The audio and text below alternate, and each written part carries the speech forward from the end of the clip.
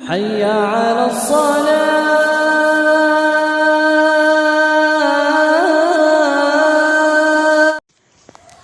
பிஸ்மில்லாஹிர் ரஹ்மானிர் ரஹீம்.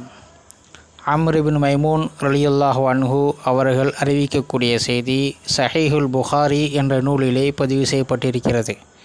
நபி ஸல்லல்லாஹு அலைஹி வஸல்லம் அவர்கள் ஒவ்வொரு கடமையான தொழுகைக்கு பின்பாகவும் பின்வரக்கூடிய 4 விஷயங்களை விட்டு பாதுகாவல் தேடிக்கொண்டிருந்தார்கள்.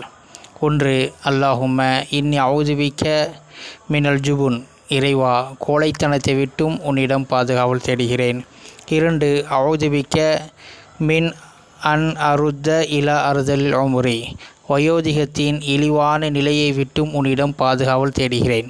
வயது மூப்பின் காரணமாக படுத்த படுக்கையாகிவிட்டு சாப்பிடுவது, குடிப்பது, வெளியேறுவது எல்லாம் அதிலே இருந்து தானும் மிகுந்த சிரமம், மற்றவர்களுக்கும் மிகப்பெரிய தொல்லையாக இருக்கக்கூடிய வயது மூப்பில் வரக்கூடிய அந்த இழிவான நிலையை விட்டும் உன்னிடம் பாதுகாவல் தேடுகிறேன் என்று துஆ செய்தார்கள்.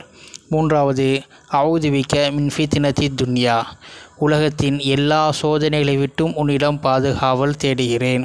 4, அஊதுபிக்க மின் அதாபில் கபரி, மன்னரையின் வேதனையை விட்டும் உன்னிடம் பாதுகாவல் தேடுகிறேன். மன்னரை, அந்த வாழ்க்கை, கபருடைய வாழ்க்கை சரியாகிவிட்டால் மறுமை வாழ்க்கை வெற்றியாகிவிடும். மன்னரை வாழ்க்கை தோல்வியடைந்துவிட்டால் மறுமை வாழ்க்கை மிகப்பெரிய தோல்வியாகிவிடும். ஆகவே நாம் ஒவ்வொரு ஃபர்லான தொழுகைக்கு பின்பாகவும் இந்த 4 துஆக்களை தமிழிலேயும் எந்த மொழியிலேயும் நாம் செய்தால் நிச்சயமாக அல்லாஹ் இந்த 4 விட்டு நம்மை பாதுகாப்பான். இந்த பிரார்த்தனைகளை செய்வோம். இந்த 4 விட்டும் அல்லாஹ்விடம் பாதுகாவல் தேடுவோம்.